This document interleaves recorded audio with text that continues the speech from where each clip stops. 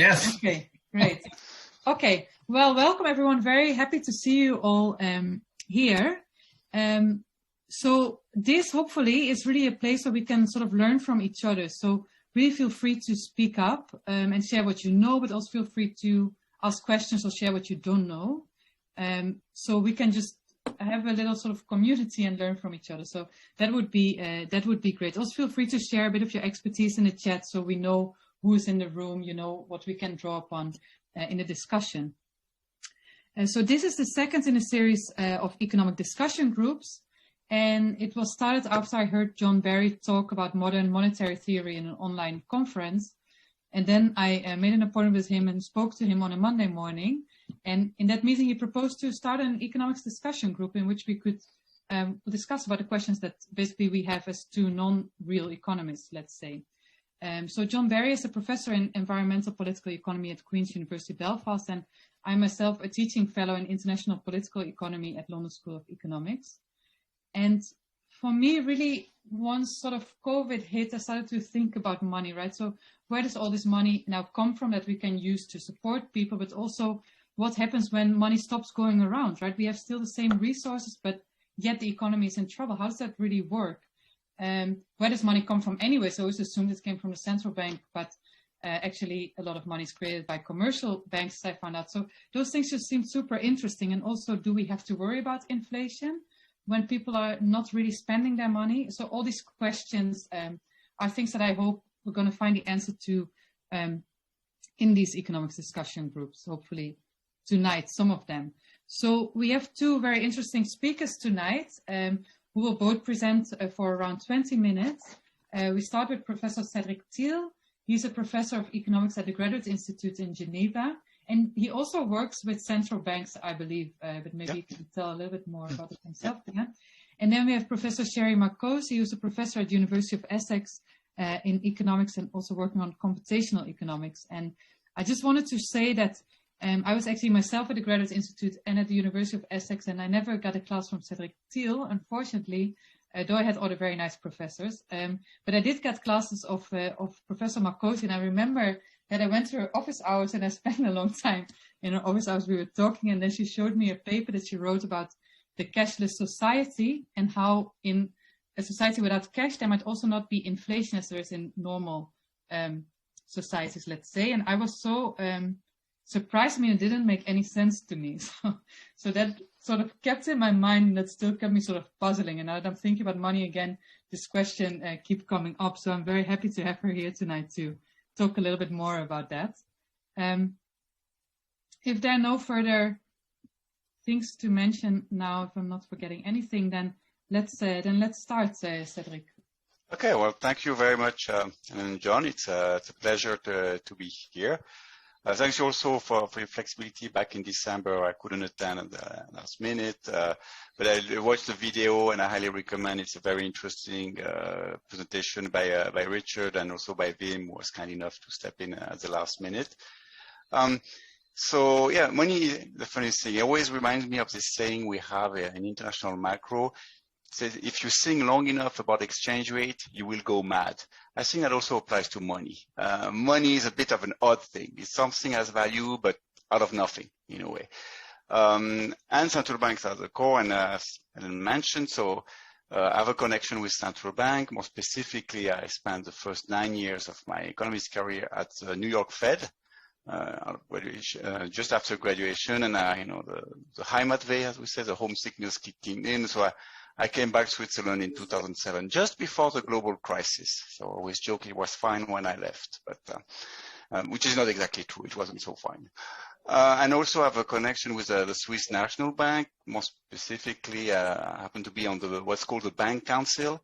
So it's not a body that sets policy, but it's a board of directors, like you would have in any company, which cares more about running the S&B as a company. So with this background, let me share my screen, because in preparation for today, I wanted to put some slides together that always help me structure my thoughts. Okay, so Ellen, can you see? You can see my screen? Okay. So what I mean there is, okay, should we think differently now about money but also public debt? I want to go in log of that because I've been looking at for the last 2 years or so the issue of debt, with a particular emphasis on Switzerland, which is one of these interesting countries that has a debt problem in the sense that there's too little of it. I know you don't hear that every day, but the Swiss federal debt to GDP is about 14% with negative rates, and we've been paying down debt over the last 10 years. And on the record saying like, well, it's better to have this problem than the other one, but still paying it down is not a great idea. So when I think this, maybe go back to basics, or more exactly the good old ISLM model with the equilibrium on the good market and in the money market, which I put here. So this is a standard chart with output on the horizontal, the nominal interest rate on the vertical, and we have the highest curve in red, the equilibrium on the good market. So the higher interest rate, then you discourage investment and output goes down. And there is a LM curve in blue, which normally it's like the left panel. Okay, so LM goes up. Why? Well, if output goes up, you have a higher money demand, but if the supply is not there, something has to discourage people from holding money. And how do you discourage someone from holding cash? You pay them a nice interest rate on bonds. So the standard model is a panel on the left, and it says that you want to increase output in a big recession. So you can do one of two things. You can either move the red line to the dotted line. So you do a public spending, for instance, or a tax cut. Or you can have a central bank that takes an expansionary policy, that's the blue line. You move to the dotted line. Either way, you can move your output from what I call Y1 to Y2. So that's normal time. Now, we've been long known that you can be, what's called a liquidity trap, which is the right figure. And what it means there is the money market equilibrium is not sensitive at all to the interest rate. So if you're in a situation on the right, and I tell you, you move the blue line to the right, what happens? Nothing. You just move a flat line to the right, it's still the same flat line. So that's the bad news. The good news is if you move IS, the red line, to the right, it's very powerful. Not only you push GDP up, and in fact you don't just reach Y2 as before, but you reach Y3. So that's a well-known aspect that if you're in a liquidity trap, fiscal policy is very powerful, and monetary policy less so. And this is not just theory. We've seen that since 2008. We have what's called a multiplier that are high. So a multiplier is if I put $1 billion of extra government spending, how much GDP do I get out of this? More than 1 billion, 1 billion, less than 1 billion. And what we've seen since 2008 is actually quite high. And we understand why. When fiscal policy works is when you give money to people who are going to spend it. So if you do a transfer for low-income household who, if anything, would like to borrow to go through the recession, but they can't. So if you give them a transfer, they will spend it. Another reason that makes fiscal policy very effective is that the central bank let it happen. So in normal time, what you can have is you do a fiscal expansion, demand goes up, that pushes inflation up, and what does a central bank, following a mandate of price stability, they would push this back. So what the fiscal policy gives you, the monetary policy takes away. But if the central bank, if anything, would like to have an interest rate that's even lower than the one they have, so if they're a bit stuck, and the government comes and spend, the central bank said, by all means, go ahead. I'm not going to counter you. Okay. And that's what we've been seeing since 2008. And there's quite a big literature now. We survey, for instance, from Valerie Rame, that looks at this from an empirical perspective and find that the effectiveness has gone up, but also paper that looks from a theoretical perspective can explain why it goes up. So if we have this, oh, we've just found the magical wand. Let's just use fiscal policy to raise activity. Okay, and we didn't used to.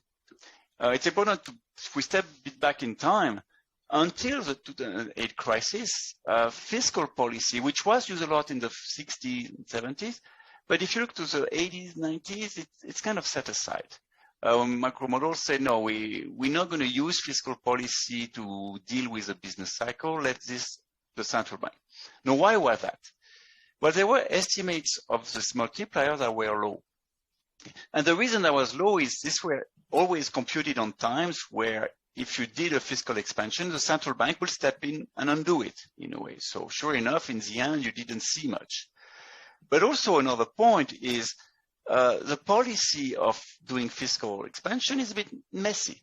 Okay, you have to go to parliament, the law has to pass. By contrast, the working of a central bank's monetary policy committee are much cleaner. So they meet very regularly, they can act fast. So it's a faster reacting tool. Okay. Now, this was before the crisis. Since 2008, however, fiscal policy has been used, okay, and quite a bit, actually, and it worked. And it worked, why? Because the central bank doesn't push back, quite the opposite. The central bank is already doing all it can. If some other policy comes to give a hand, great, by all means, let's work at least in the same direction. And what this has led to is a realization, economists say, oh, if the central bank is brought the interest rate all the way down, okay, maybe there's some room, and maybe you can do other policy forward guidance, so you communicate, quantitative easing. So it's not like the central banks are out of tools, but their job is harder. Okay, well, fiscal policy can come and help. And there is an active debate now to say, oh, well, if we are in a situation where central banks tend to be stuck, should we coordinate this? Should we go back and have two tools to manage? And there's governance issues that come. Say, well, fine, but we don't want the central bank to then fall under the orders of the Treasury because there's a risk of short-sighted actions. So here I put a reference for a recent report it's called the Geneva Report, the World Economy. It's done by the Center for International Money and Banking at the Graduate Institute. And every year they put this little booklet, and you can get it for free, jointly with the CPR Center in London. And the theme this year was exactly on that. Okay, as the title, how do you mix fiscal and monetary policy? There's also a proposal called the Going Direct, which is a proposal made by three former central bankers, namely Philippe Hildebrand, former of the SNB, Jean Boivin, who used to be at the Bank of Canada, and Stan Fischer, Bank of Israel and IMF. And what they propose, it's a note coming from BlackRock, so something you wouldn't associate with, very left-wing sort of policy. But they say, look, if the monetary policy is stuck, you should give the central banks the possibility to activate some fiscal policy. And then, of course, there's a question of governance there, but this is just to show you that this idea of, okay, maybe we should bring fiscal back in the picture is actually quite debated. And why bring fiscal? On top of that is what's called the natural interest rate. So think of this as an interest rate that prevails once you filter out inflation and the business cycle. So that's the real interest rate that the economy would have if it was just on balance. Okay. We don't see it, of course, but you can estimate it. And there's a lot of literature that have pointed that this has gone down a lot in over the last 10, 15 years, or even before. Why? Demographics, rising weights of emerging markets in the world economy, because they save a lot. So you push down the interest rate, and especially the interest rate on assets that are safe, in the sense that you don't have to worry about default. So Swiss government debt, for instance, or German or even US. So you have this trend down in the interest rate, which is, by the way, what makes the central bank's job hard, because, of course, that tends to push down the central bank's interest rate. But that means that the government can borrow and not worry so much about it. Okay. So it sounds like a great environment. Now, the question is, if I take my previous diagram, is will this LM curve be flat forever? Okay, well, I doubt it, but so what this means is we have to think careful about not just the short-run adjustment, because ISLM is a short-run model for very good reasons, but also there's a long-run pass. And in the long run, supply comes. And supply is not in ISLM. ISLM is in a world where there's plenty of unused capacity, so don't worry about supply. Okay, but at some point, supply becomes an issue. So what happens if we think more of a long-run aspect? And that's what I did here. So, being more of a theoretician, when I start thinking about stuff, I draw a little model, I solve it, and I want to see. I will spare you all the bells and whistles of the model, but let me give you the key ingredients. So it's really a super standard macro model. Okay. We have a money demand, We get it by the standard trick in modeling, which say you care about money. Think of this as a shortcut for the fact that money gives you transaction services. And the weight of what you care is this parameters gamma. So higher gamma, the more money I want. Okay. You can transact private bonds, so between a household. That's just a way to give us an interest rate. Okay. We have an output which just falls from the sky. You could have such model with an endogenous production, but let's keep this simple. The key ingredient is that I have a premium.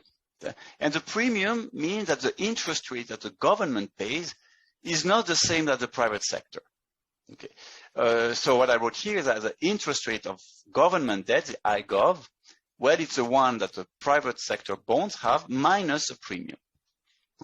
Now, why this premium? Think of government bonds as being a bit like cash in the sense that they provide you a service that is not a monetary service. They're a benchmark asset. They also, if you need to have a transaction and you need some liquid collateral, government bonds is hard to beat. Okay, so you don't have to worry about Uncle Sam defaulting, or more exactly, if Uncle Sam default, then everyone else will default, so you're out of options anyway. And it's an asset that is very liquid. So if you say, I want to transact in a government bond, no one asks you, what is it? Yeah, if you come and you want to transact in a bond of a particular company, they ask you, well, what is this? And there's plenty of evidence that there is such a premium. And if anything, this premium has gone bigger in recent years. So if we take the simplest macro model and we add that premium, okay, that's the only change we make. What do we get in the end? So we solve this and give you the result. The standard results is if you look at the interest rate of private bonds, it's a standard relation that it reflects first the discount rate, which means the rate of impatience. You know, do you put more weight about the future or not? If you're very impatient, you say, well, the future, that's the future, I don't put much weight about it. Okay. So that's this disc term. And the nominal growth of GDP, which means growth including inflation. A standard relation in macro is that the private interest rate is the cost of waiting, the discount, and the fact that the economy grows.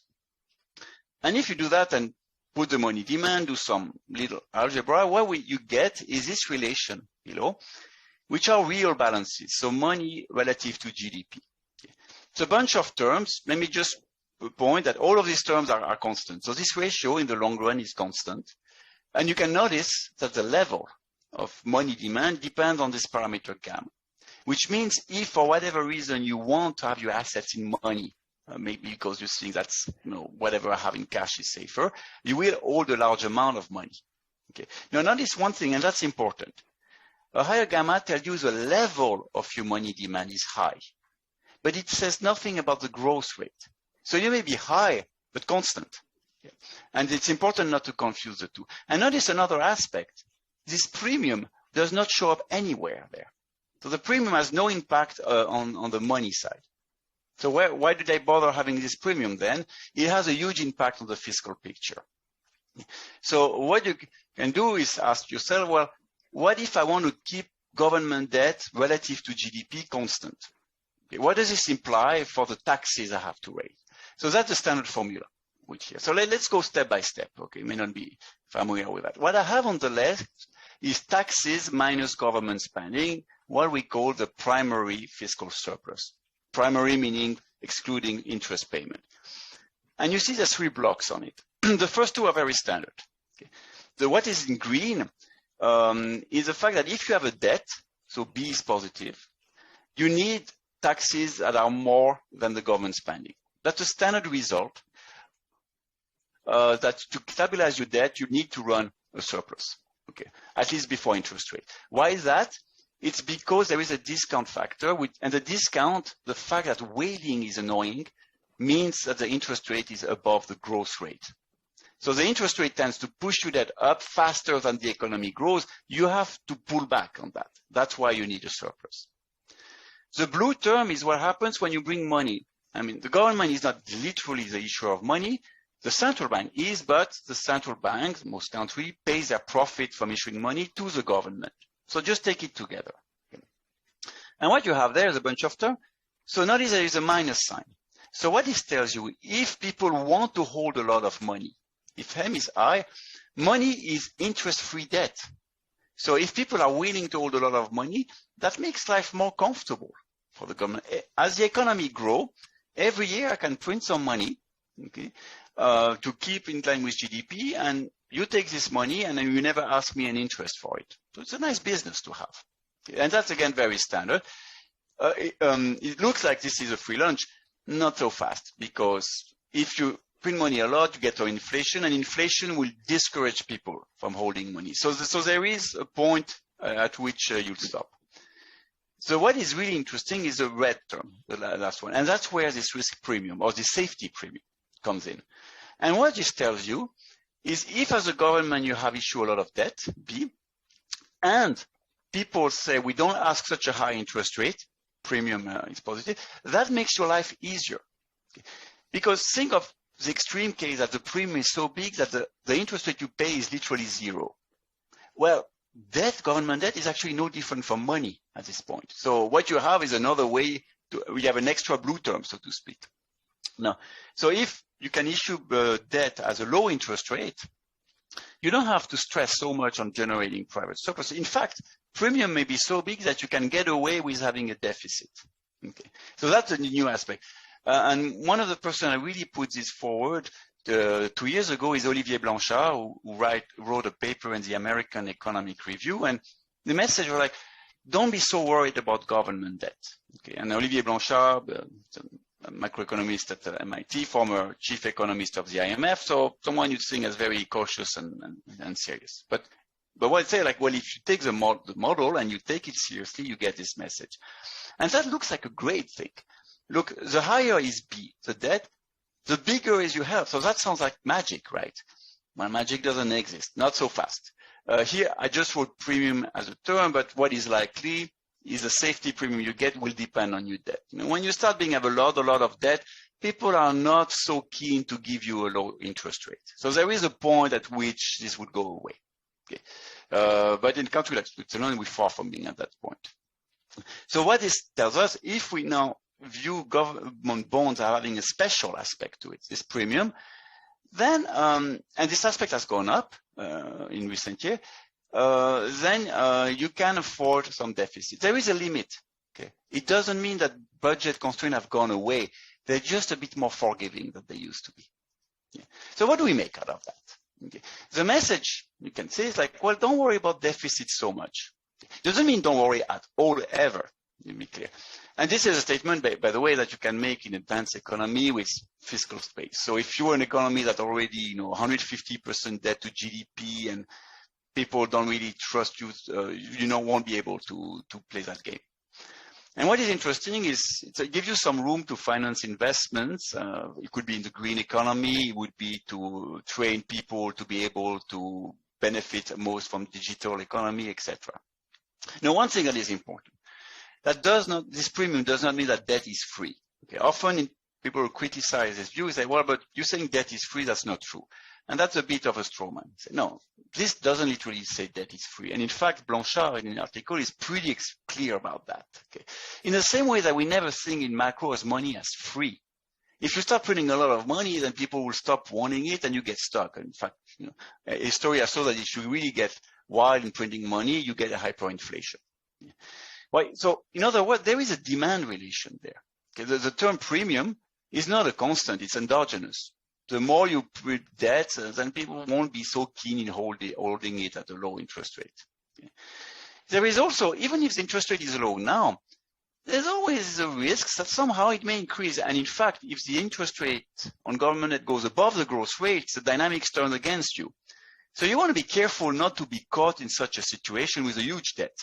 Okay? Because it would be like being a hedge fund that is caught with the wrong side of an interest rate spread. So this is, and that's something that people often say, no, how likely is that? We can debate. But what is point, the right answer to that, in my view, is that we should manage this risk in the same way that in finance you have value at risk. So you choose an amount of risk, for instance, if you're a bank, so that the probability that you could get bankrupt is no more than 3%. Okay, of course, this requires model. But you could think of taking this or interest burden at risk, say, I want to have a debt that the risk that I have to pay more than 5% of my GDP in interest is no more than 10%. Okay, so I put a limit on my risk. So that is not free, but still there is risk, but we can manage. Does this mean that we can rely on money also without fear of inflation? And you could say, well, we have. We've been doing this for 12 years and counting. Okay. And the one way you can think of the financial crisis is it led to a higher money demand. No, it's not literally cash. Also, like in Switzerland, cash holdings have increased a lot. But you can think also as banks parking their money at the central bank. It would behave exactly like this gamma. So fine, it has happened clearly. Now, can we count on this happening over and over again? Okay. Because if people want more money, but it's just a shift, so you enjoy a few years where you get higher, that does not mean that year after year after year, they will want more and more money. Okay. Gamma, to be able to create a lot of money year after year, your gamma not only has to be high, it has to keep increasing. So you need people who want more and more and more money. You have an explosive economy dynamics if you do that. And I'm not aware of any argument that would support that. Also, one thing that is interesting in this discussion is to bear in mind time horizons. Okay. Current situation, especially with COVID, there's a clear negative output gap. We have investment needs, also climate change.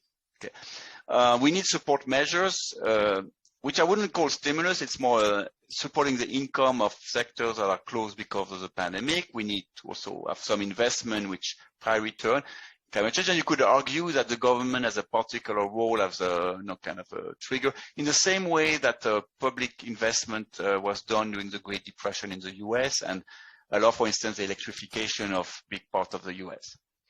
Now, at some point, all of this will be behind us. In the long run, you have the output gap closed, and then supply comes back with a vengeance. Okay.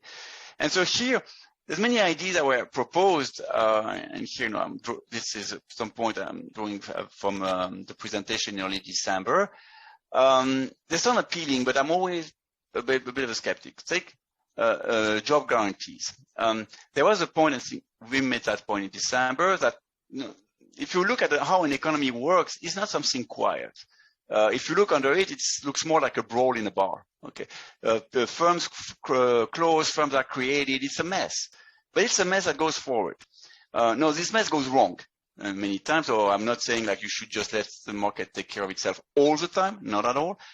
But you always want to be careful to not freeze things in place. Okay, for instance, historically, agriculture has gone down. People moved into manufacturing. We shouldn't have frozen agriculture. That would not have been a good idea. And there's also maybe some labor market bottlenecks that could be due to some form of rules, which is not something you can address by just sticking up demand. A point also that Richard made when he presented is management of inflation to taxation. That makes sense. You think if I tax, I reduce demand, that should have the same aspects and lowering demand through high interest rates. No, first thing is you require a flexible policy process. Okay, central banks meet regularly. So if you can have like a fiscal council that meets at the same time, why not? But what I would stress here is that this is a way to handle cyclical inflation, if I can say so, meaning inflation driven by an output gap. But in the little model I showed you, I didn't have an output gap. Inflation was a long-run trend and monetary phenomenon. Okay, so that's another way to say that there's a short run and medium run. So situation where the economy is not in line with this equilibrium and long-run growth situation, and that the economy doesn't quite behave the same way. Okay, and there's always the issue when there's a reason in a way why we didn't use fiscal policy so much in the past. You have political economy aspects that if you have a government and you're not sure you're still in power in 5 years, you may want to overplay it. And if it goes wrong, it's your successor's problem. Okay. So to sum up here, so there is a striking change in the macro dynamics over the last 13 years. For instance, look at work by Gautier, Eggleston, and Brown when they looked at liquidity trap, and you can have a situation where the aggregate demand flips the wrong way, and a lot of interesting things happened there. We created money without inflation.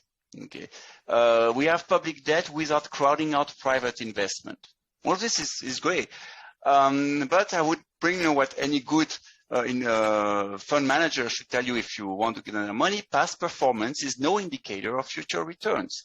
So we have to understand exactly what's going on before taking this for something that will last forever. It is there, clearly, but why is it there? And especially, can we count on it being there? And there's a lot of ongoing work on the special nature of public debt. So I mentioned Blanchard, but for instance, Ricardo Reis at LSE is working on that, has some very nice paper where having this aspect in a really a full-blown framework. Central banks are very active. So the Fed has conducted a reassessment of its framework. The ECB is doing so, and with some very audacious ideas put on the table. So there is a questioning like, okay, should we rethink our framework there? Now, one thing I warn, speak about money, central banks are no magicians. Don't expect them to solve everything. Okay. The curse of central bank in a way is because they can react fast, which is a good thing. They tend to be stuck with the problem, okay, where there are other policymakers that should also step forward. To give you an example of that is Switzerland, where the Swiss National Bank is really active. I mean, the Swiss National Bank balance sheet to GDP is about 130%. Okay. I don't think any other country is in that range. But at the same time, the fiscal policy for many years, not this year in the COVID, but before, has been more on the tightening side. And the IMF, when they came in their Article 4 mission in 2019, in their report, they point exactly to that. They say, watch out, you have an unbalanced policy mix. So don't expect the central bank to be the magic wand. Okay. Central banks have a specific mandate. That's why we leave them independent. They cannot solve everything. Other people have to do their job. And I thought is one point to stress, and here that's here I would rejoin what Richard said when he presented in December. The key word to be pragmatic. Okay, I always think of an economist not as a philosopher, but as a mechanic. Okay. What is broken? How do I fix it? I have some reluctance of having too broad brush theory. Now, we need theory, and we need general equilibrium. So we need to have a consistent view of the world. But often when people ask me, "Oh, are you a Keynesian or a monetarist?" My answer is like, "What does that mean?" I don't know, and frankly, I never really care. If you tell me, "Oh, here's a problem, how should we go at it?" Okay, then we start talking. I think of solutions. Once, I was in a TV debate, and the journalist asked me, "But Professor T, what you say today is different from what you said on another topic. So are you more left or right leaning?" And I answered, "I go the way wherever the data and the model bring me." Okay, so and whatever label you want to put on that, feel free. So my view is like we shouldn't be so focused on which school of thought label we want to put. We should be much more focused on what actually is an economic problem we look at and the mechanism we're debating, and then whatever label you want to put, feel free. So that wraps my discussion. Thanks a lot, and I'll stop the screen sharing. Cedric, thank you so much for this clear presentation. Thank you. I'm sorry, I cannot really resist the urge. Can I ask Richard Murphy for 2 minutes to say something how there are discrepancies with MMT? Just 2 minutes, because I picked on him, so it's fair that he gets a chance to get back to me. Wow. Look, I enjoyed the presentation. I clearly don't agree with it all. First of all, I don't accept the idea that we must have general equilibrium. I don't even accept there is such a thing as equilibrium. I don't believe that model helps because of the assumptions underpinning it. I do believe that actually there is a focus inside the discussion that you're putting forward, which is putting money at the center of the debate. And actually, bizarrely, modern monetary theory, I think, does not do that. The name never helps modern monetary theory, because actually the focus of modern monetary theory is how do we actually put the resources within the economy to use, using money as a mechanism to simply facilitate that outcome. And so, as a consequence, what it does is not make this monetary idea the center of the discussion, but actually uses it as the facilitator of the discussion. And so, in that sense, there's obviously a difference. The other one there is that I think that very clearly you talk, for example, about the relationship T minus G, but actually I don't recognize that relationship T minus G, because very clearly at any point of time, a government has not only the option, but actually does create money because it has a central bank, and a central bank will always be able to create money and does create money on behalf of a government. I mean, in the UK, for example, we now realise that since 1866, it's been the law that the Bank of England is not allowed to decline a request from the government to spend, whether it likes it or not. And that is its obligation as a central bank to simply create money on demand for the government if the government has so decided.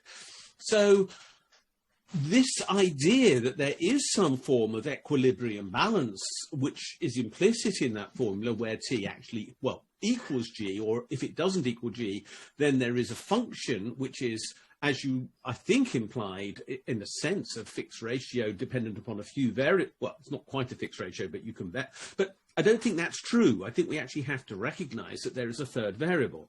Once you add a third variable into this, which is the ability and the choice to create money, then there isn't that fixed relationship which is implicit, I think, in what you presented.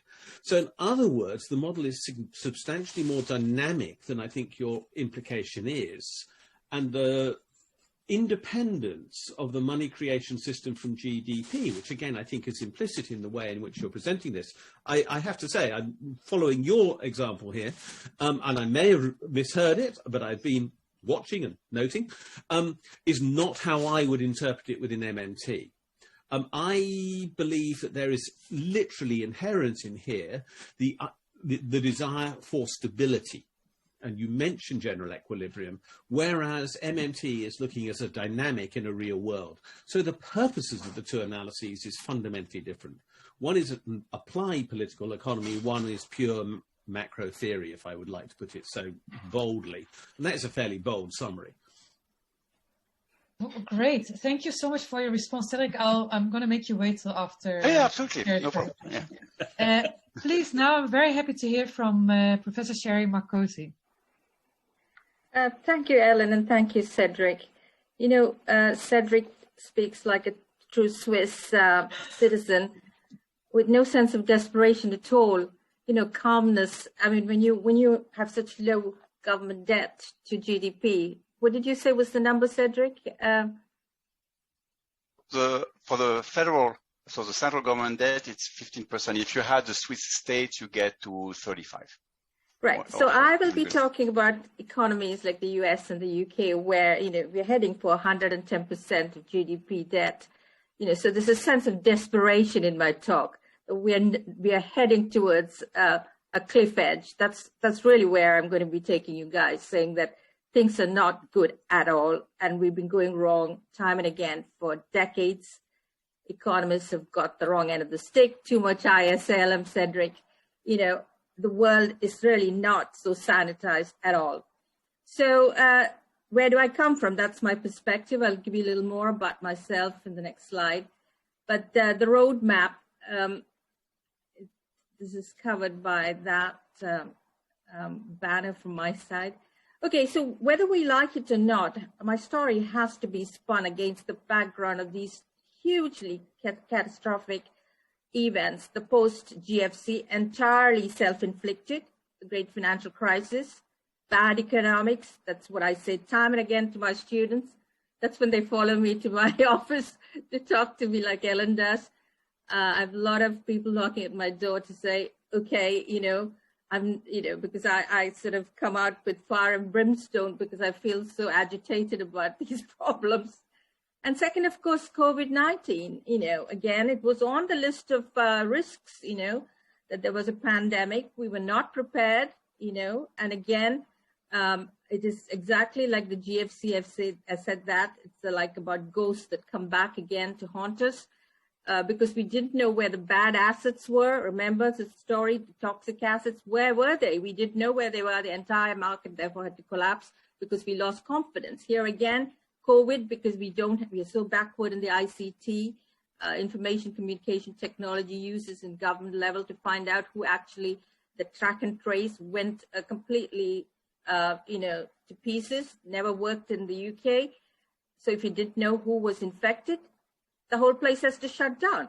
I mean, you know, the problem is the same. So I will compare in some sense what is actually happening in advanced economies, it's the US and the UK mostly, and compare it in some sense to what I understand modern monetary theory is about.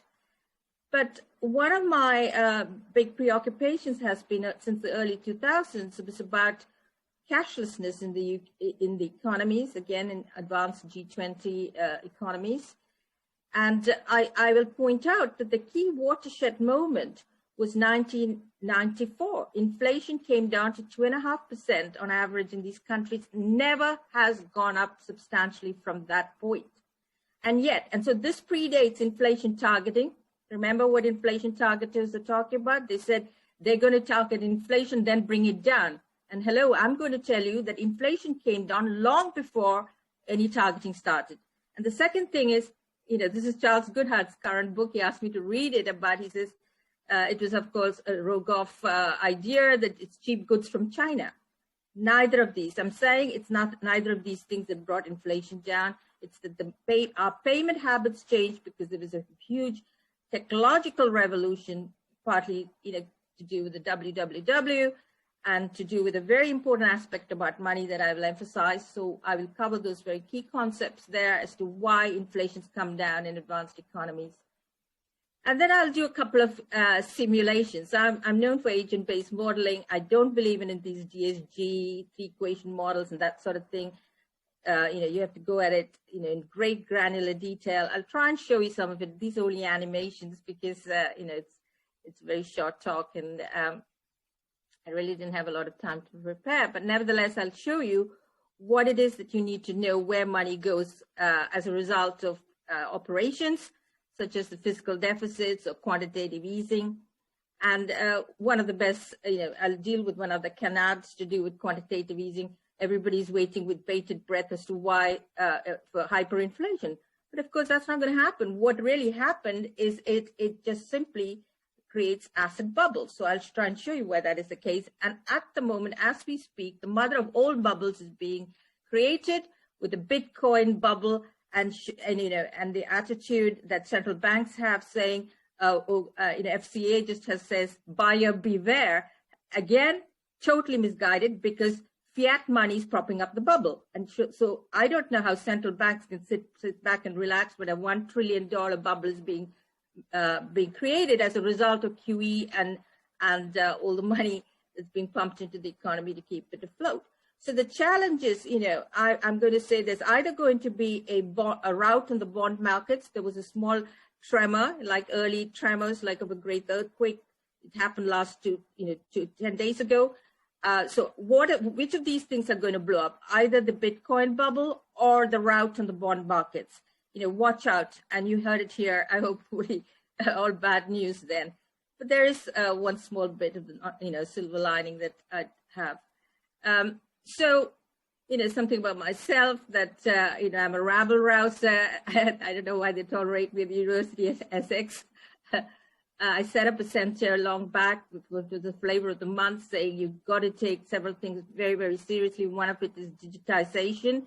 Complexity because economists simply don't understand what complex systems are about. Everything that they deal with is so sanitized. One wonders why you need to turn up for your master's lectures if that is the case. Complete knowledge and that sort of thing. Couldn't get my head around any of that, especially ISL models, Cedric. So complexity is to do with novelty and surprises, new objects that were never previously there. And that is what all of evolution, all of capitalism is about.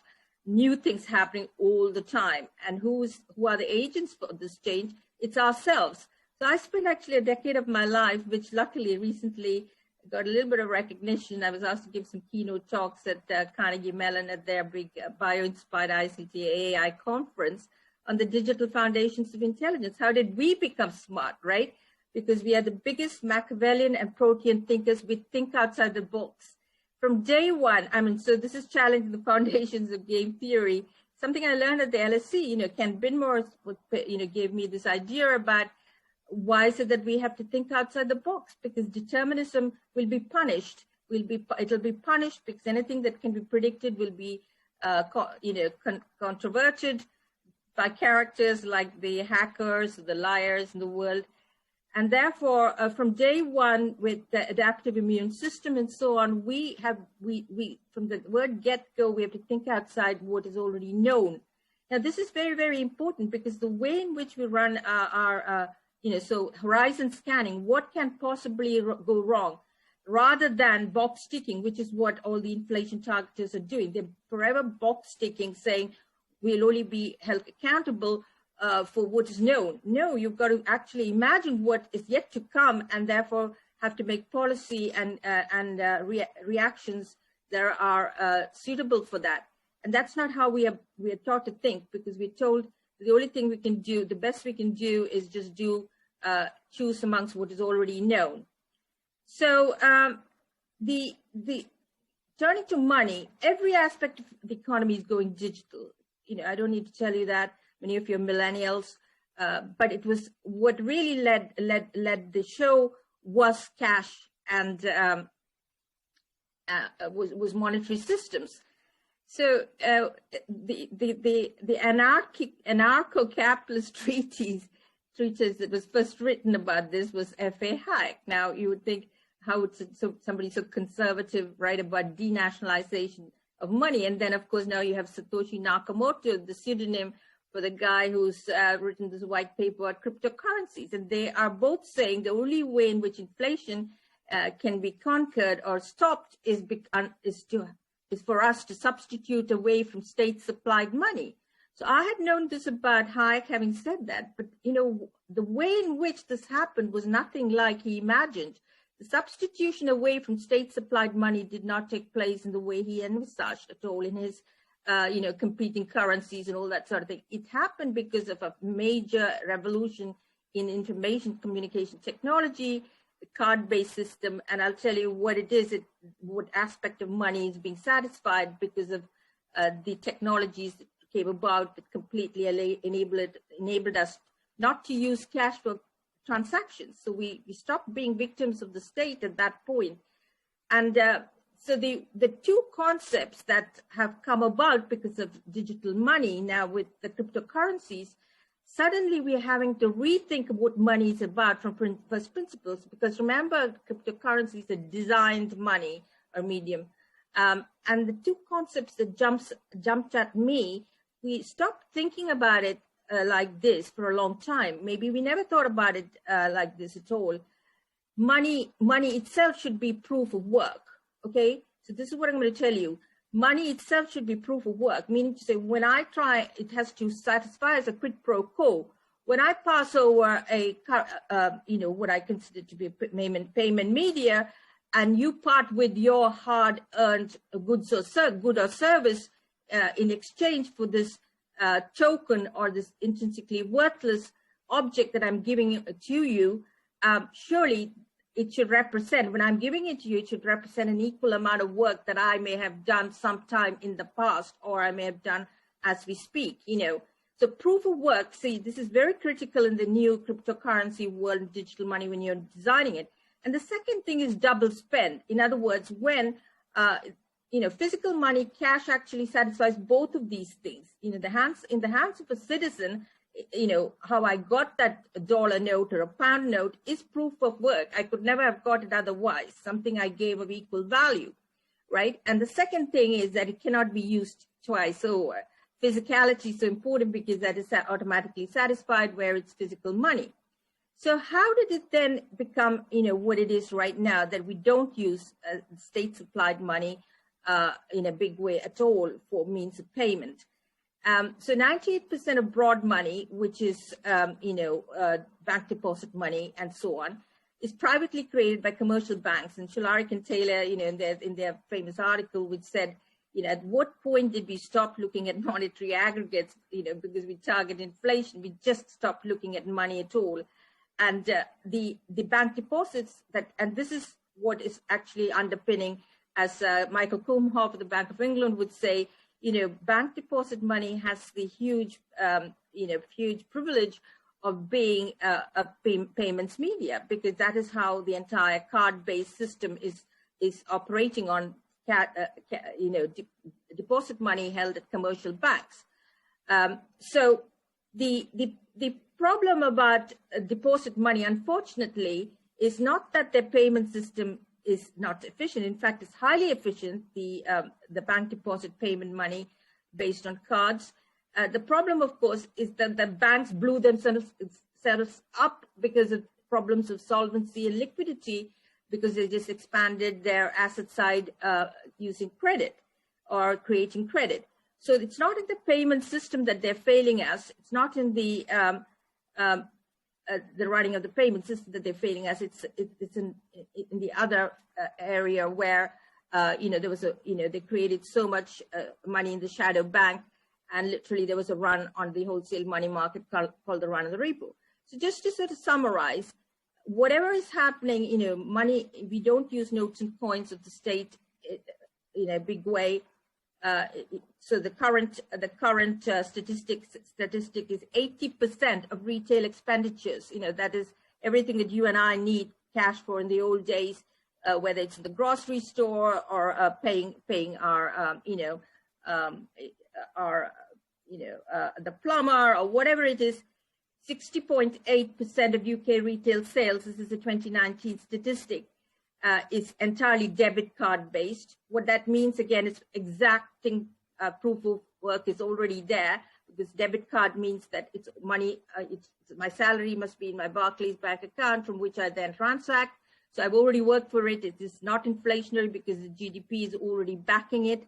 And the second thing is that, the credit card, the tight control of how much you can overspend on that, as you well know, anybody who's got a credit card. So 80% is card-based. Only 20% is what we're using, the state-supplied money. So the opportunities that in the past that the government had to inflate away is completely gone, right? This I'm going to show you very soon.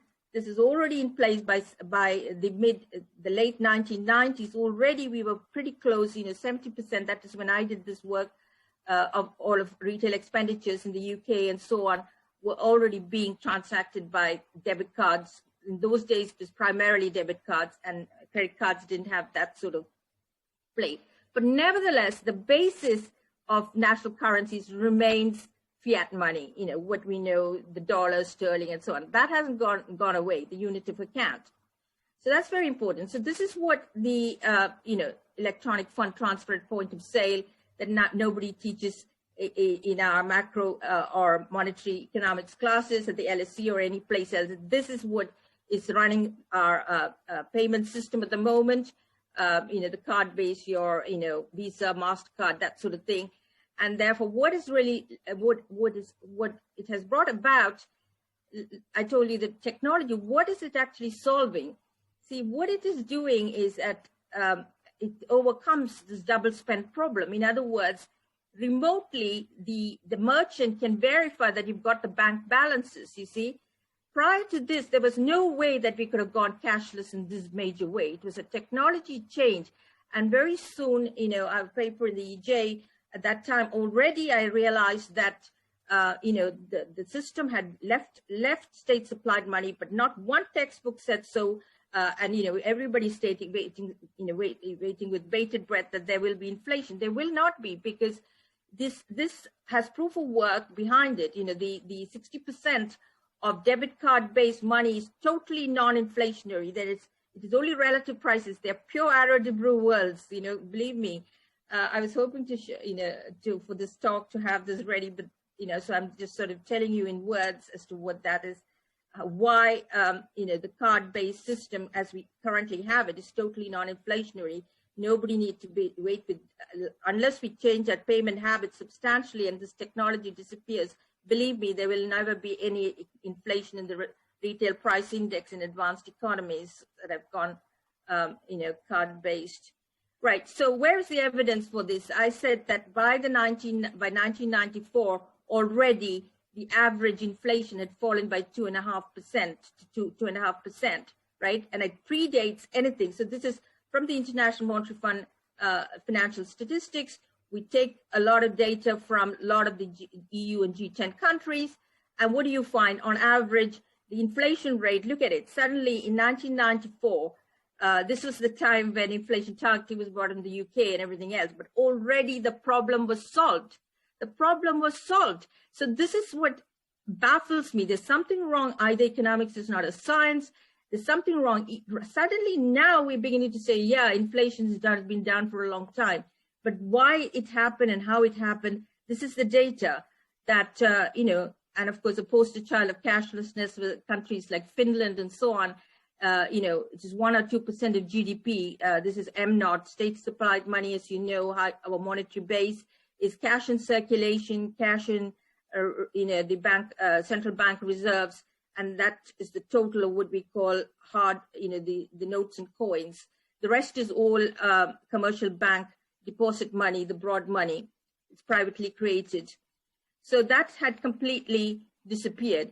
So, but then this is very embarrassing for all the policymakers, He finally, I found this quotation from Jerome Powell, he says, in July 2019, I've got a lot of FOMC things where Alan Greenspan is wondering, where is all this Nauru? Where is the output gap? None of this is working, right? It hasn't been working for decades. And yet suddenly, why has it taken us so long? So finally, there is Jerome Powell saying the Phillips curve is dead. Hello, it's been dead for a long time. Though, central bank, the great and the good, including people like William Banner, he was my PhD supervisor. He was a founder, one of the founding inflation targeters. But I remember him telling me, with 2.5% of inflation, why is it a problem? Why are they focusing on yesterday's war? I want to know that. So this is a matter of embarrassment as to where inflation's gone and hell, what are the central bankers doing? Now, this has not been without huge cost. This is a quotation from Raymond Marimo in one of his papers, and I quote it to all my students. And this is in one of his papers that got published in the Journal of Monetary Economics. The big, I would say that I think I once told one of the editors there that all they create is echo chambers where the same thing is repeated time and time again. And his paper, once after it got published, this quotation got removed. He says here, he says exactly the point he also says is that 2.5% by the mid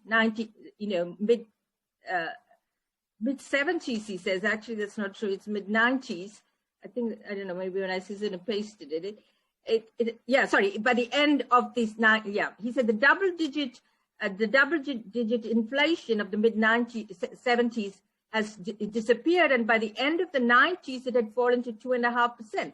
So this is his paper in 1997, and he concludes here, maybe the right incentives have been created by the widespread development and use of cash substitutes. Who deserves more credit? An implication of the paper will be that the role of electronic money is important in curbing inflation. I told you electronic money has put this huge discipline on and non-inflation to discipline because of this proof of work inherent in debit card payments. And so is it because of inflation targeting, or is it because of electronic money? You know where my answer lies, right? So suddenly this is stuck here. Ooh.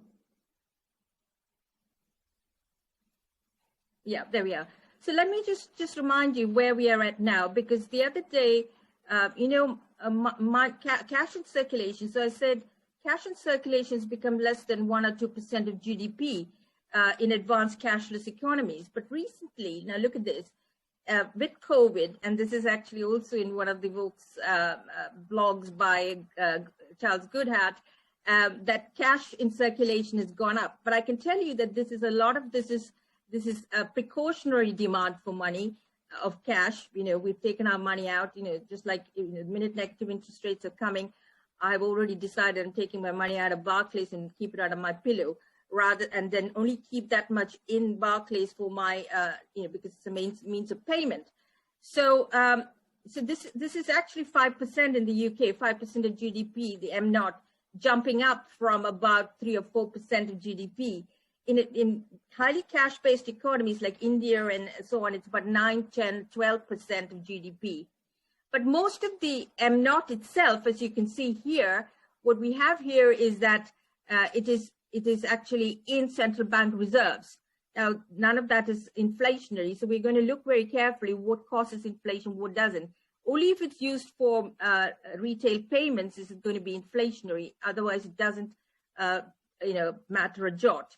This is a problem why, unless you look at granular, the economy in a very granular way, if you use these big aggregates, you'll never get to the bottom of this.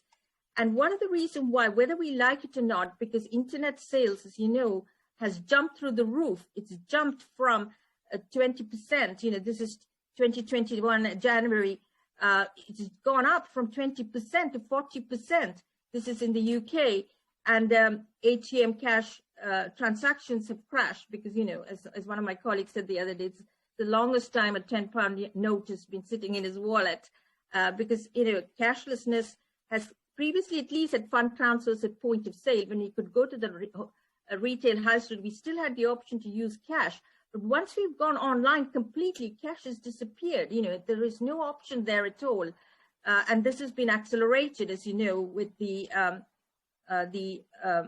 COVID period, because we can't go out, because of the lockdowns.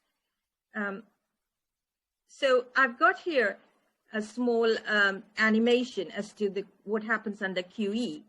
Okay, so let me play this. So what you need to understand here is under QE. So this is a canard. I want to get show you what is really happening. I don't know what you guys are seeing.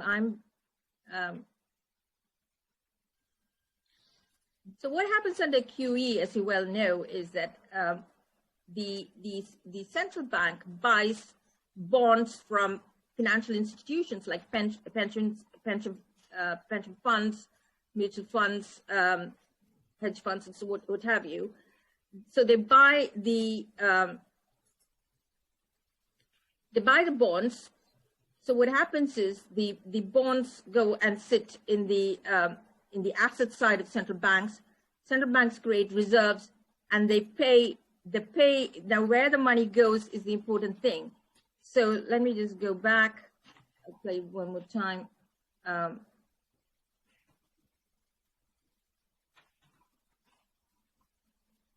So here it is. Oh no, I've got the wrong.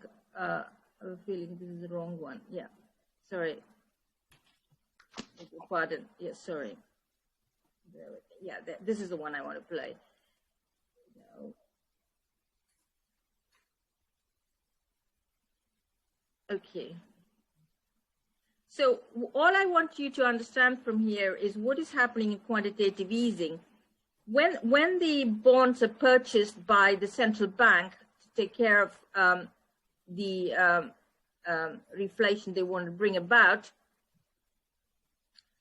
the money that the central bank pays the financial institutions. So this is the two commercial banks in this model. Let that finish. So what happened? What I want to point out here is that the financial intermediaries have accounts here, right? So the money is going into the accounts of financial intermediaries. So it is not, as most people think, it's not going generally into, it is backed by bank reserves. Central bank reserves will then have, the commercial bank has all these central bank reserves backing the payment for that bond. But the point is it is going into financial intermediary deposits. And then, of course, the financial intermediary deposits can be used for a number of things. At the moment, it is actually being used in a big way to buy Bitcoin, because unlike the last 2018, bubble that we had in Bitcoin, which was done by all the nerds and the geeks and so on, this time around, believe me, we have information. I think this is the next. We have information that this influx of investors are large-scale institutions. University endowment funds, believe me, I hope it's not a University of Essex or LSE or so on. They have put their money into this Bitcoin. And where is this money coming from? And the Bitcoin bubble is about 1 trillion, because about 18.5 million are in circulation of Bitcoin. So this bubble is created not by nerds and geeks, but all our money, this is the QE money and other sort of furlough money and so on, could be ending up here. Now, this cannot be something that, the central banks can just wash their hands off, because this is of their creation, because the yield, there's no yield in anything. The search for yield is desperate. This is what I said, my talk will smack of desperation, because the world is such that this mother of all bubbles is being created because there is no yield anywhere else, and there is a lot of liquidity being pumped into the coffers of financial institutions, and they're going to put the money in. That fiat money ends up here. So the bubble is being nurtured by fiat money and QE money and so on. So on one hand, while the anarcho-capitalist thesis says that we've got to get rid of the state, it's not so easy to get the state. It's not something that unfortunately the state can say, all right, they may want to get rid of us, but we can't get rid of them, right? In other words, the problem here is no different than when shadow banks were expanding 2 to 3 trillion worth of asset-backed commercial paper conduits in the shadow banks. So that was not regulated. It's the same thing here. At the end of the day, the lender of last resort remains the fiat money supplier, unfortunately. And so as much as they say that the Bitcoin people say they don't want to have anything to do with the state, their value at the moment is being propped up by the state supplied money, for which at the end the central bank has to be responsible. But I have not heard any discussion. So this is what I'm saying about this problem of box ticking people. Nobody has actually said, apart from buyer beware, I saw a FCA statement about that. They cannot separate themselves from what is going on in the financial system that is being fueled by all this QE liquidity that's being pumped in. Okay, so now let's just go to the final thing of the fiscal deficits.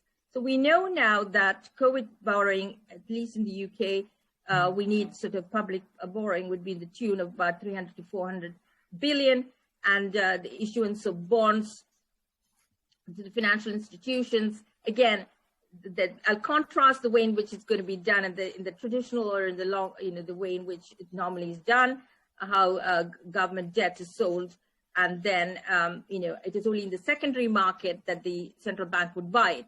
Whereas in MMT, I understand they're basically saying that they will completely directly bypass sale of government bonds, instead directly monetize it by expanding the government balances on the central bank balance sheet itself.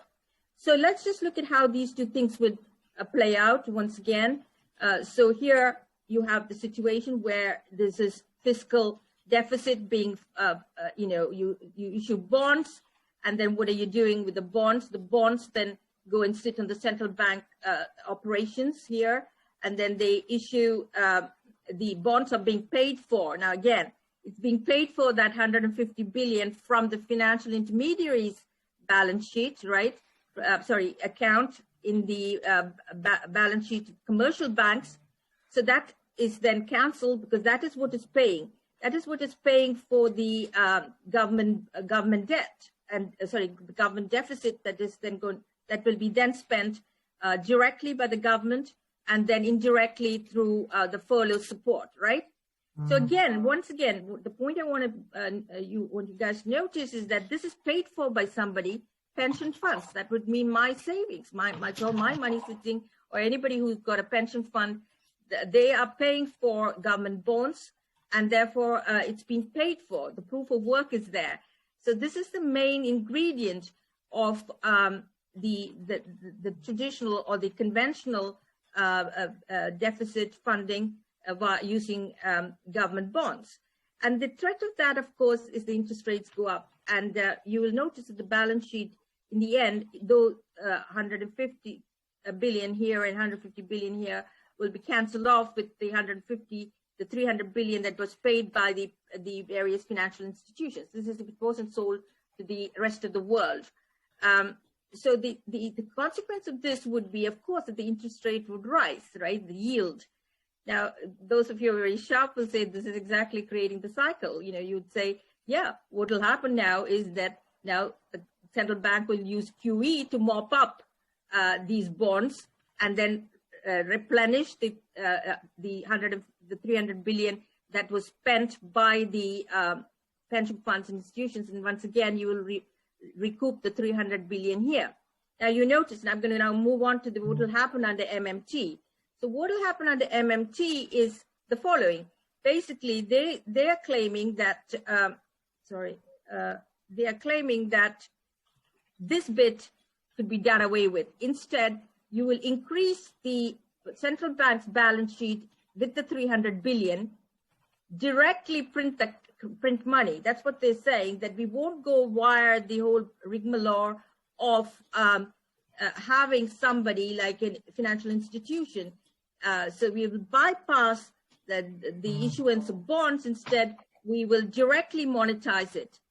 Now, the consequence of that, in a way, is only slightly different, but the principle behind it is completely different, right? In the end, the 300 billion, as I told you, if in the previous exercise, the central bank also did QE on top of the bond issuance, right? It will end up like this, like so. So you'd say, what's the difference? The difference, I'm telling you, is the following.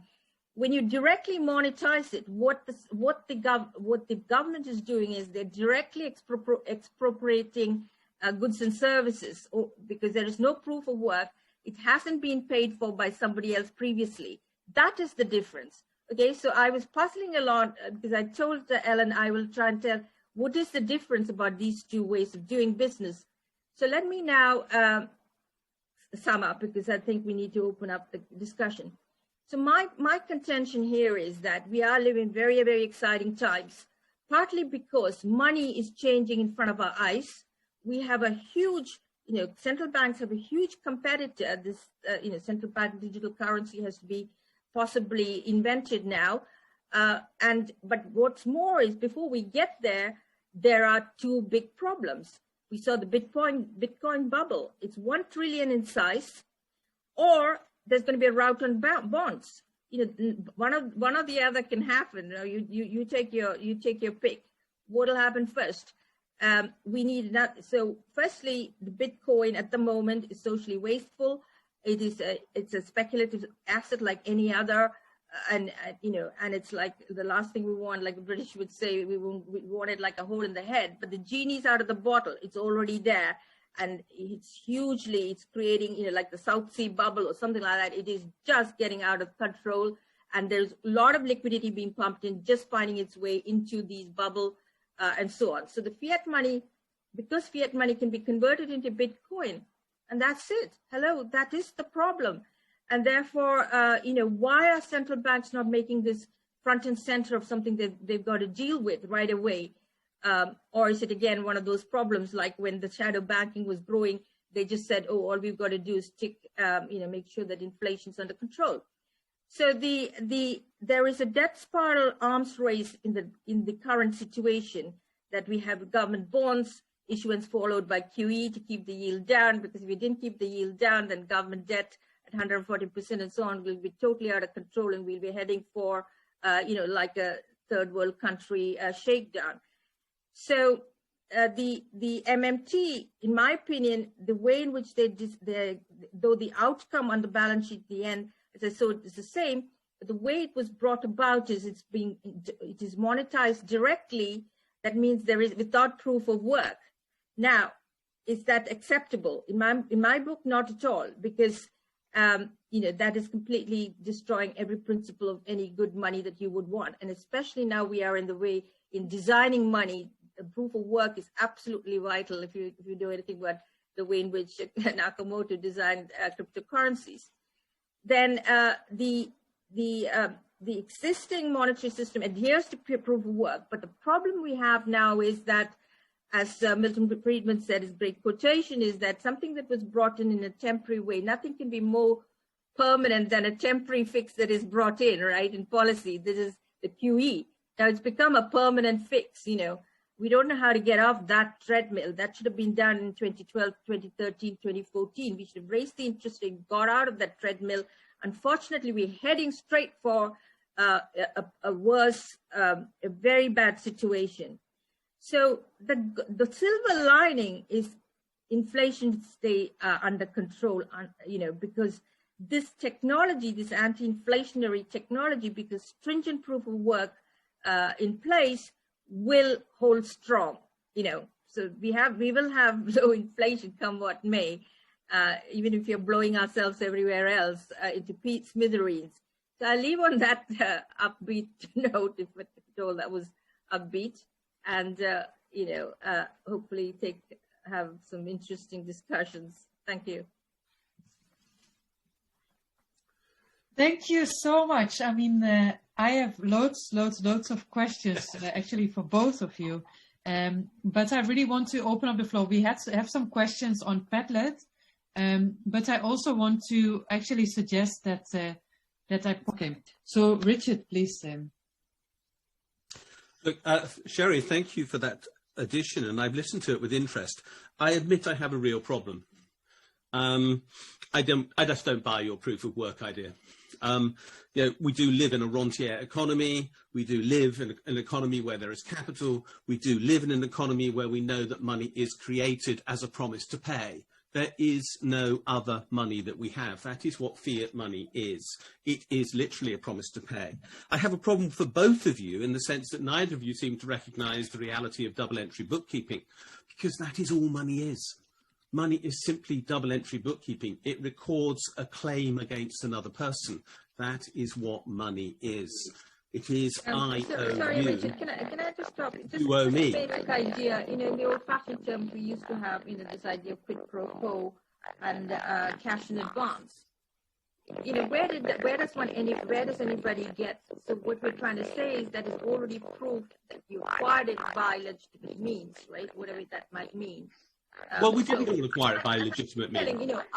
My debit card balance from which I make all my retail expenditure payments, it's myself, I use very little credit card, is money from my salary that is deposited from, so it's GDP already made. That's what I'm trying to say. Now, why is that very hard to understand? It's impossible to understand because, in fact, on your basis, there is no credit. The whole nature... No, I didn't say that. I said credit is also very stringently... Have you tried getting an Amex card? My son was trying to get his credit limits extended. He couldn't. Okay. Let me carry on the comment for a minute, if I might. So I'm sorry, I feel you're trying to find a substitute for gold, and you found a very poor substitute for gold by making that claim, because it just isn't true. And the reality is also that your suggestion that 98% of money is created in the banking sector is, of course, also wrong. In fact, we proved that in 2007, Northern Rock failed, and Northern Rock would have had a bank run in the UK, but the government offered to back up with a guarantee. And in fact, the only reason why bank money is acceptable in the UK is because it is backed up by state guarantee, and that is true in most countries around the world. So again, I don't accept that argument. But let me explore something different at the moment, can I, please? Now, the point I think where I do agree with you is that we have very limited risk of real inflation. But that is because I don't accept, and Cedric, I don't agree with your definition about inflation here, because clearly we do have asset price inflation. And I would agree entirely that, in fact, the process of QE is creating asset price inflation. I would also agree, and the modern monetarists don't like me for saying this, that MMT also creates asset price inflation, because there is no difference in effect between MMT and QE. All that happens in QE is that there is an asset substitution, a bond for money, and that process is simply eliminated. But that does not mean what you claim, that MMT is an expropriation of private assets. That's simply nonsense. It's just an asset substitution. The government can always create liquidity. The difficulty with that liquidity, as you rightly note, is that it is actually explicitly intended to increase asset prices. The Bank of England actually say so on their own website. They say that is the purpose. By pushing out the yield curve, they will push up asset prices, and they have definitely succeeded. I don't buy your Bitcoin argument. It just doesn't make much sense to me. I don't believe the numbers are the scale you're arguing, so I don't get that bit. But I do fully accept that an asset price... Let me finish my argument for a minute, please. So we have a real risk that we have a massive abundance of liquidity used by a tiny proportion of society. And yes, there is a large part of society with limited access to credit, which actually is working in almost direct exchange for money for work. Now, the problem is the instability of that part of the cycle, and I see them as quite different cycles. One is an asset-priced cycle where money is critical, where government-created money is fundamental to the instability that is being created, and the core fundamental working economy, which is on a different cycle altogether. One can massively impact on the other, and that's why I happen to believe that the fundamental requirement at present is to redirect that the glut of savings in the world into productive capital, not into government, because that actually simply cancels the central bank reserve accounts. But unfortunately, the central bank reserve accounts are what is critical to making smooth operation of the banking system, because they don't trust each other. So they need CBRAs, the central bank reserve accounts, as what the Bank of England would call the ultimate means of settlement now, because there is no means of settlement without the central bank reserve accounts anymore. So they are critical to the smooth operation of banking. So we have to keep this credit out of the government control in the private sector where it is, but nonetheless take it out of speculative asset activity, which is what it's used for, and redirect it into productive asset activity, literally recreating a very strange idea, that is capitalism. We actually have to redirect money as capital into productive activity, and the way to do that, as I see, is actually the tax system.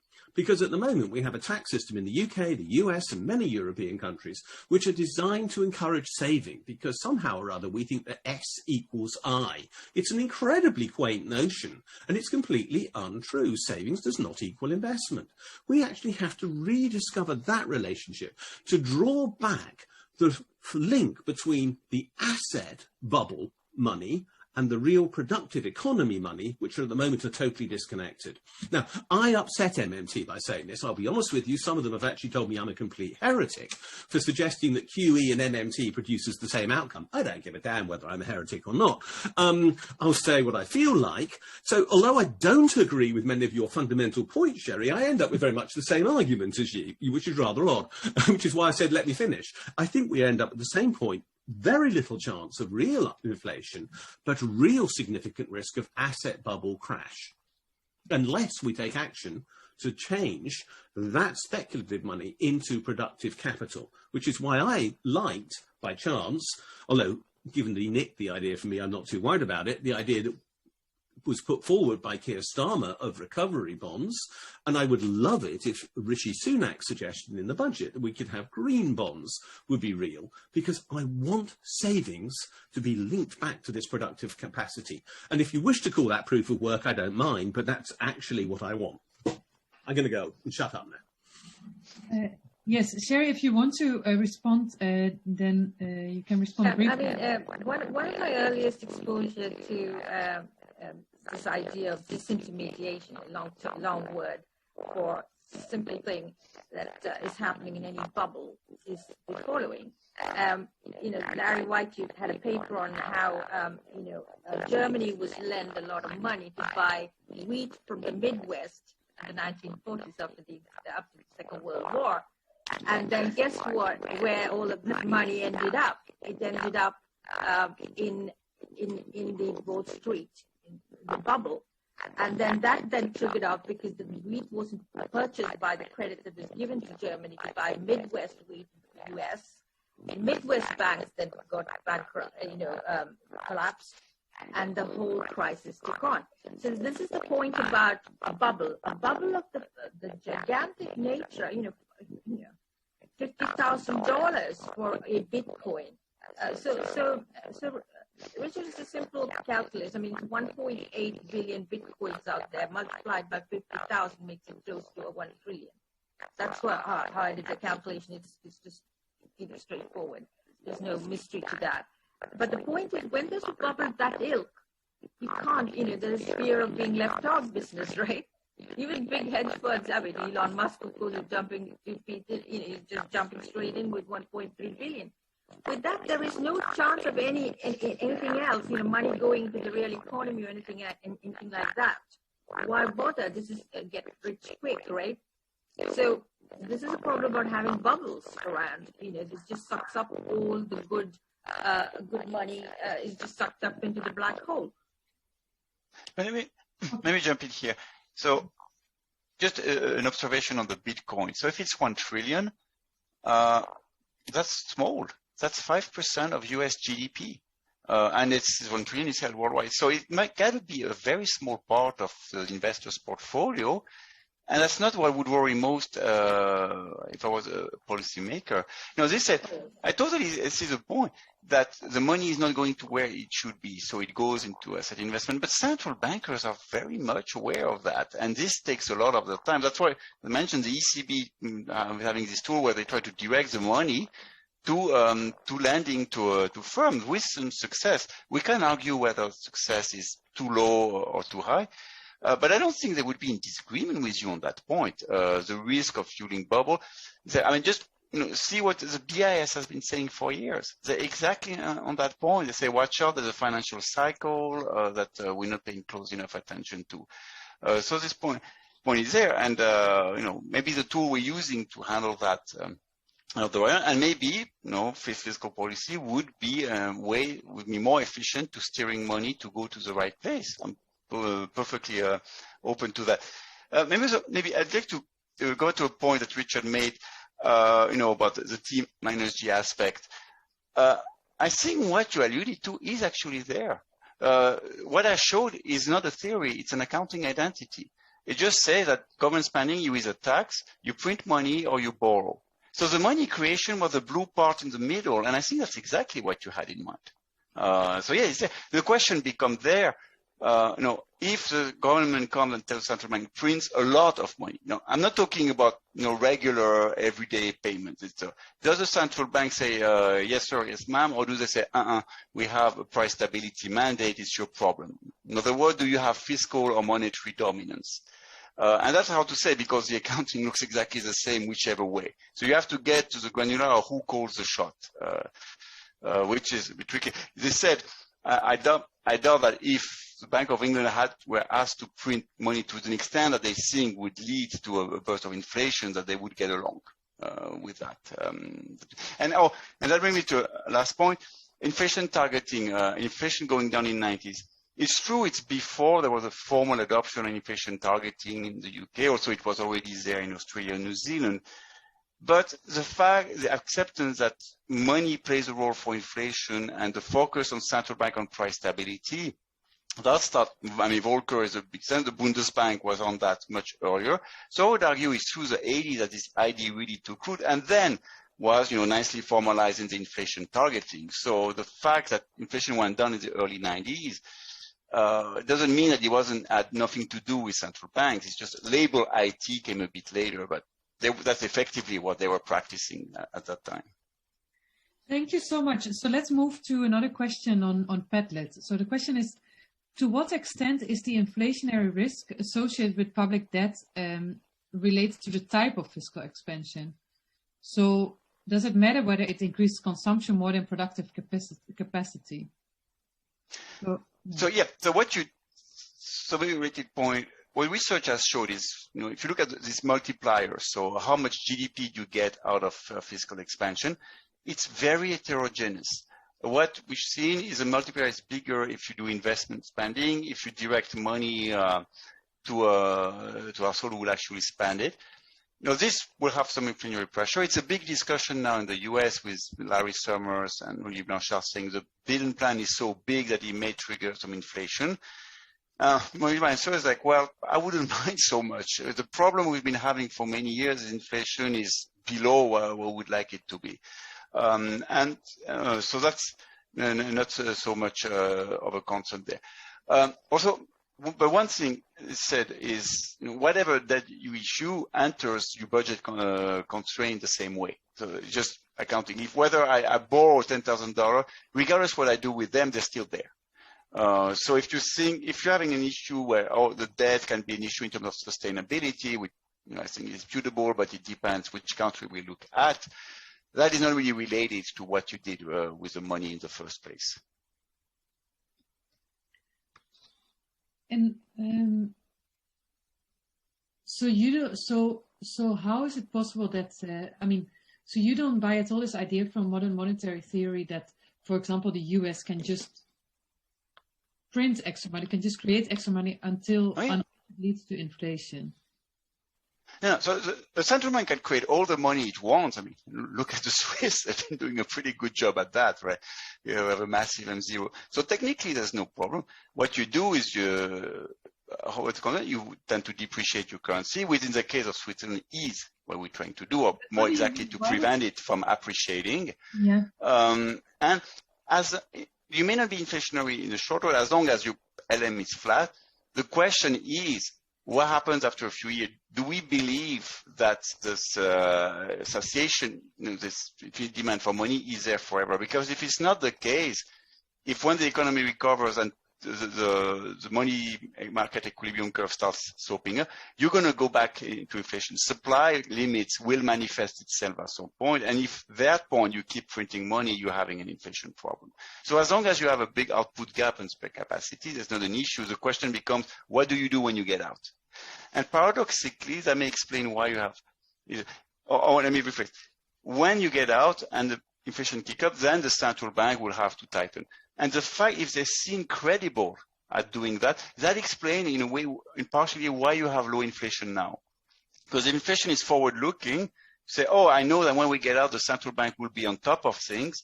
Yes, they're printing a lot of money now, but they will mop it up when necessary. So there will not going to be inflation tomorrow, so I don't have to position myself in a soon-to-be inflationary world, so I don't inflate now. And in fact, the model of that used now with the shortcoming put the emphasis on this forward-looking nature of inflation and the key role of expectations. This sort of belief that somehow our expectations and somebody having a thumb on inflation, the targeting, like this alone is keeping inflation down. We don't see any material causes or any fact that our payment habits have changed and we don't use M0. None of this matters, etc.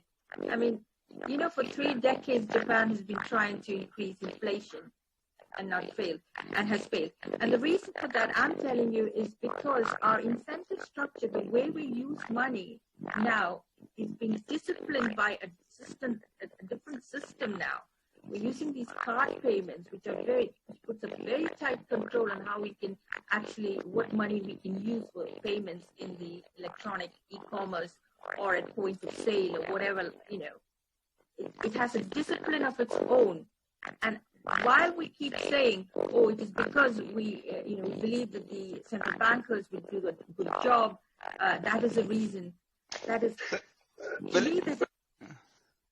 me go on. So I don't see the car argument. Imagine I could pay online with physical cash. Okay, I know it's not literally possible. Imagine you could. What would be different? What would be different? The point, I keep saying this, that we don't use their stuff. So how can they force us to use it? We have stopped using it, not for 2 decades, but 3 decades now. So how can they then make us, they completely lost that has been taken out of their menu of choices. They cannot bring about inflation strategically or any other way, except, of course, helicopter money. They literally give us cash in through the letterbox. That's the only way, perhaps. Even the what you call it, the furlough scheme, the money. Now that money actually, you might say, well, they've got it in their account. People can spend it, when they feel a little more confident. Or the increased cash in circulation that Charles Goodhart has found, and it has increased 200 billion in the UK, and 200 billion in America, and about, I think 80 billion in the UK. But that is precautionary demand. It isn't translating into purchases of goods yet. So. No, I agree. I mean, but if I think of my good old money multiplier, if I put there the fact that people decide to hold more cash or banks decide to park more at the central bank as a precautionary measure, you see the multiplier collapsing. So that's exactly what you see in terms of the transmission channel.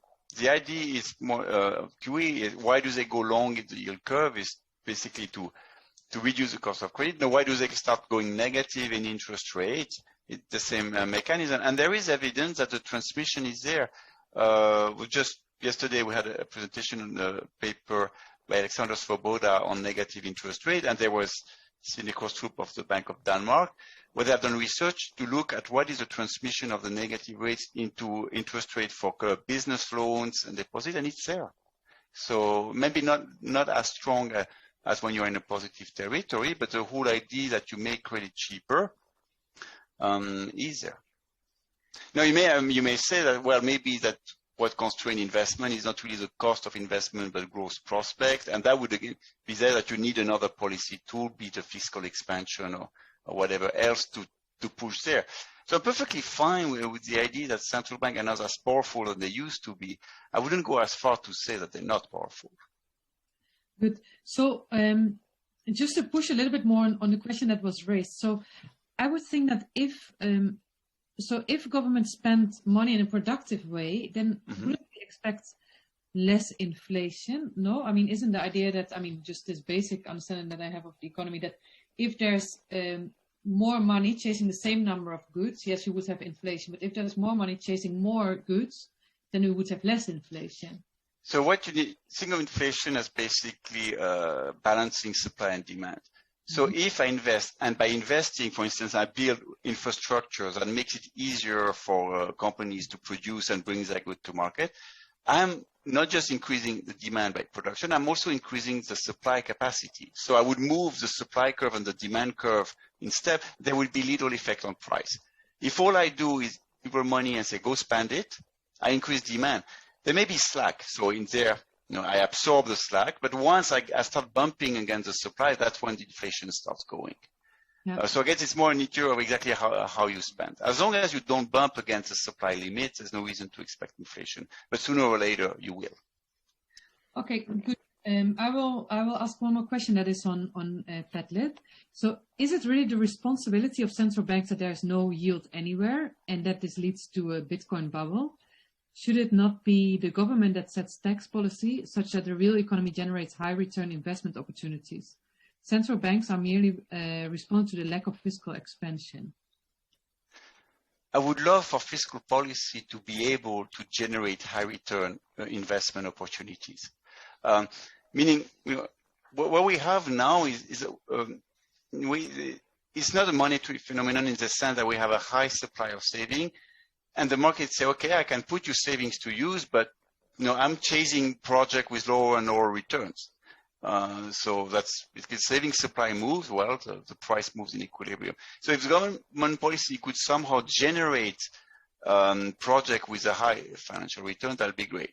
But you may say, well, we can have projects of public goods that don't generate a financial return, but then increase the economy resilience. Thinking of climate change project and things like that, why not?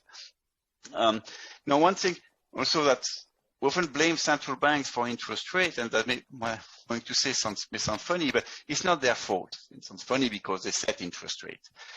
But what they set is a nominal rate. And think of the nominal rate as what the central bank set is basically moving around a structurally given real rate. So the real rate is the cost of goods today vis-a-vis tomorrow. Okay, that has nothing to do with monetary policy in a trend. This is simply reflecting the productive capacity of the economy, the degree of patience of agents, risk aversion. And so you have a trend of this due to aging, for instance, and the central bank moves around that trend. So the fact people often complain in Switzerland, we have negative rate. How can we tax saving? We'll always be told it's a responsible thing to do. And my answer is it's not the fault of the central bank. It's deep down, it's the market telling you there's too much money chasing too few investment opportunity. So I'll find you something to invest into, but you're going to get a lousy return. So let me just say, I think that the central bank has been manipulating the interest rate for too long. Interest rates, they're seriously putting a lid on it right now, because 10 days ago there was a potential rout on the bond market. By that we mean that there'd be a sell-off of bonds and the price of bonds would fall, and the interest rate would jump up. So what we're saying is that at the moment, it is with huge pressure that the yield is kept low. Huge pressure. I would say 2 trillion worth of QE from America and 600 billion of UK, and not counting the Eurozone and all that. That is the amount of money that's keeping interest rates close to zero. Believe me, that is what is keeping interest rates. Now, what was brought in, as we said, a sort of fix at the time of the great financial crisis. You know, I remember the quotation with the Freeman, nothing can be more permanent than a temporary fix in policy terms, right? That's what's happened. They should have then released it and brought us back. We used to be at 5%, 4% interest rates. It was then pushed down to close to zero now. So it is entirely the making and doing to save the economy at that time. But now the aftermath of that is just terrible and horrendous. And more money, QE money, has to be spent to keep the interest rates low.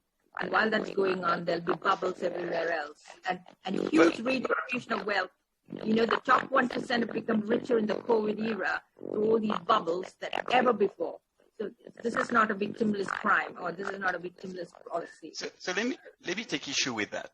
The Fed takes the example of the US, has done a massive expansion. They did it a lot in March. Why? We had a financial crisis starting in March. There was the spreads in the US market obviously went way up. That looked exactly like Lehman Brothers. The Fed stepped in early. The crisis never happened. So if the Fed had not done that, yeah, what would be really the real crime is to let the economy collapse. That would do much more damage than the bubble and its impact on the wealthier. I'm totally agree that there is an income distribution issue in the US. I wouldn't blame it on the central bank. There's been long-standing issue of unionization rates, rising markup because firms take dominant positions, etc., etc. So I wouldn't put the blame on that on the central bank. And just until the central bank manipulate interest rate, let me tell you, yes, of course, manipulating is what they paid to do. Okay, in polite term, we talk about a nominal anchor. But the central bank's job is to set the nominal anchor in the economy, be it an exchange rate peg, big money aggregate, big inflation. Sorry? This is 30 years of bad macroeconomics. You never even saw why inflation's come down, why the Phillips curve is gone. Why do we I mean, you know, bad economics. What can we say? And as Mohammed Al-Arian was saying, only game in town. We're playing the same game over and over again. You know, we should have taken stock about 5, 6, 7 years ago when we came out of the 2007-8 crisis a little bit and tried to get ourselves out of it. You know, this business. You know, the thing about that repo market thing, it was something I had pointed out a long time ago. The repo markets are misfiring. You know, where the repo rate started spiking up again. Why? Because there is a lack of good, high-quality liquid assets. To do repo, you need collateral in the private sector. All the collateral is sitting in the, you know, the vaults of the central bank. And then, on top of which, you have negative repo rates. This is a recipe for disaster. It's all because of low yields that we are, you know, we really need to bring it back to 4 or 5% to give us any chance to fight the next crisis or anything like that, or to get it. By the way, on the Phillips curve, there's plenty of papers that have long recognized the flattening of the Phillips curve and studied on it. But so the central bank should let the interest rate go back up to 4% now? Is that the prescription? Not right now, but slowly. Oh, I'm sure. I mean, I'm sure the Fed would be happy for some inflationary pressure from the Biden plan that they can go the interest rate in positive territory. Thanks to that, they'll be delighted. But they're not going to trigger an interest rate increase just to get there if nothing else happens. Okay, I'll ask for the last minutes that we have, the last question that is on Padlet, and that's about central bank digital currency. So how would the presence of central bank digital currency change the potency of monetary policy to spur demand? What is keeping us from using helicopter money then, if governments do not step up their game? So helicopter money, I see it as a way of doing fiscal policy. What you basically doing a transfer. And the central bank create money that they will never be able to mop up again. Okay, so that's more in the realm of fiscal. Central bank digital currency, good question. and this is, we don't know yet a firm answer. There's a lot of research there. The Bank of International Settlement has set up some innovation hubs. There's a lot of very active projects. One example out of many projects that the Swiss National Bank communicated on, it's a CBDC more for wholesale payments than for retail. But it's a very active area of research, and I recommend you just go on the BIS website, puts out papers related to that topic on a very regular basis. We don't know yet have a firm answer, but we sure are looking in detail into it.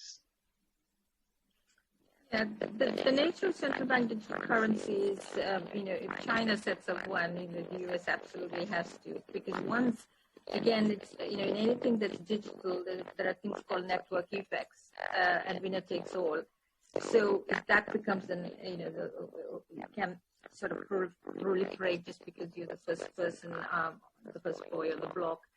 But the point is, of course, central bank digital currency, as Michael Kumhof's paper, Dierdorf and Kumhof has a paper at the Bank of England, they would then, it could possibly trigger a run on their own commercial banking system, because, if I have a central bank digital currency account in the central bank, why would I maintain my Barclays account? I would move it completely over.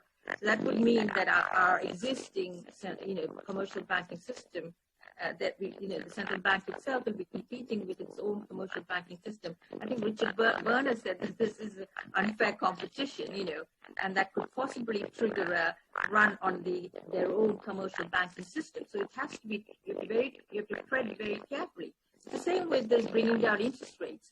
But the longer and longer we left it, because again, it is this thing of conventional thinking. We've got ourselves deeper and deeper into a hole like never before. Okay, thank you so much. I think we're out of time.